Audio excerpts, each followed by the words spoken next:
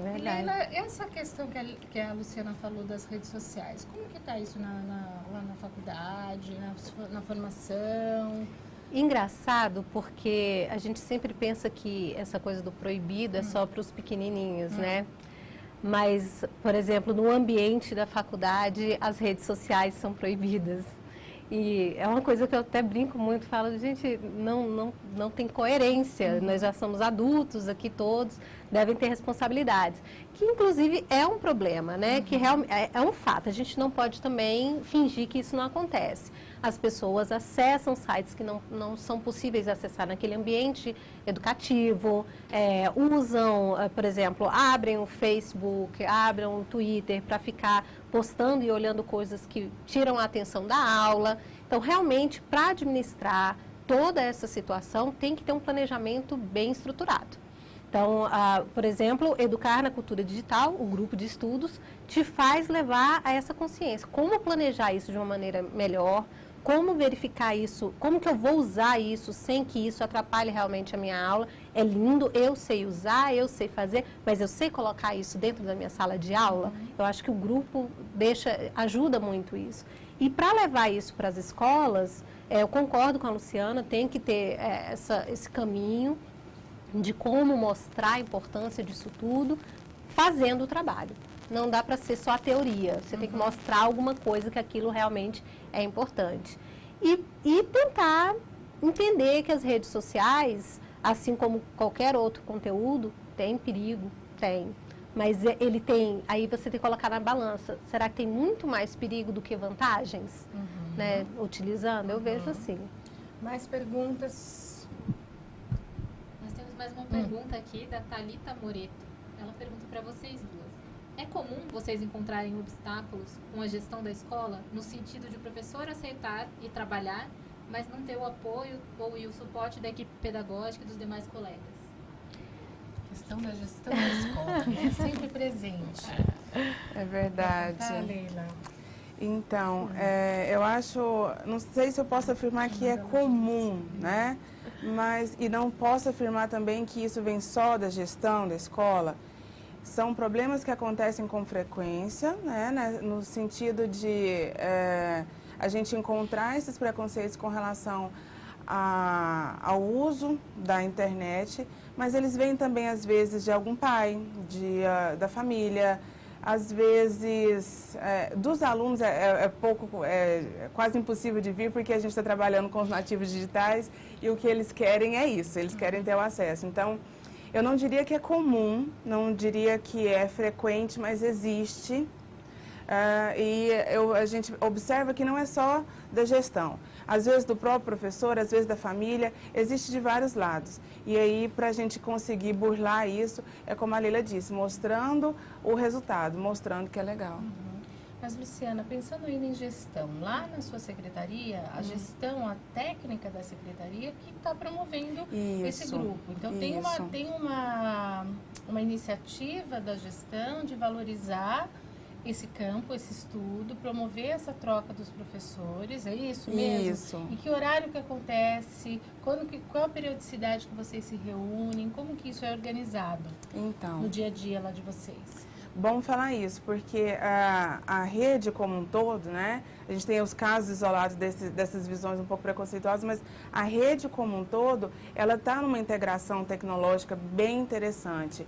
Então, o Gente é um exemplo disso, porque a gente já existe há 2 anos completos e foi uma iniciativa da Secretaria de remunerar os professores para estudar. Então, os professores que fazem parte do grupo, eles são remunerados, estão dentro da carga horária deles estudar. E é interessante falar também que a gente estuda muito mais do que está programado, a gente lê, a gente produz para escrever um texto, a gente vai além do que está programado, que seriam essas 5 horas semanais. Mas tem o estímulo. Tem esse estímulo e é interessante que a gente vê resultados como estar aqui hoje. Então, eu acho que isso para a Rede Municipal de Educação de Anápolis é um marco, porque está mostrando que esse investimento em educação, em estudo com as tecnologias, está tendo resultado. porque a gente foi apresentar o trabalho em Recife o ano passado. Através da apresentação desse trabalho, que foi a nossa ida, foi viabilizada pela Secretaria de Educação, a Secretaria de Ciência e Tecnologia também contribuiu.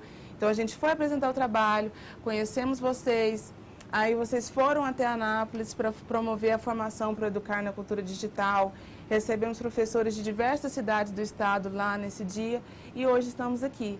Então, eu acho que é todo um somatório deste investimento que a Secretaria tem feito com a gente, que a gente está mostrando que está dando certo.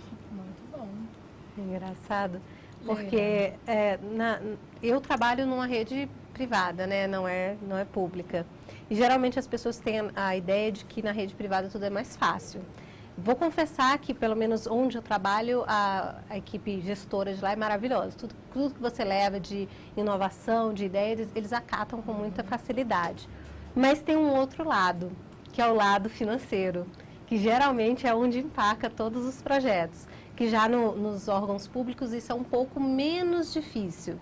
Não digo que é tão fácil, mas é menos difícil. Mas eu sempre penso assim, quando a gente vai falar sobre essa parte de gestão, quando eu vejo que há sempre uma certa resistência a aceitar os projetos, é muito mais por desconhecer do que desaprovar. Né? Então, eu acho que é tudo uma questão mesmo de mostrar com calma, às vezes antes de levar o projeto já mostrar, olha, você já conhece, tem esse grupo Educar na Cultura Digital, que é muito bom, já entrou, já viu como é que é? Eu acho que é mais primeiro o trabalho de consciência para depois levar o projeto. Mais alguma pergunta aí, meninas? A gente tem mais uma pergunta aqui que chegou pelo Twitter. Como é possível ser um professor digital em escolas analógicas? Pois é, emendando nessa pergunta, eu queria também que vocês comentassem assim, pensando nesse professor, o que é ser um professor digital? O que é importante quando a gente pensa em professor digital? Uma coisa, tudo bem, as escolas analógicas, vamos comentar, mas o que precisa?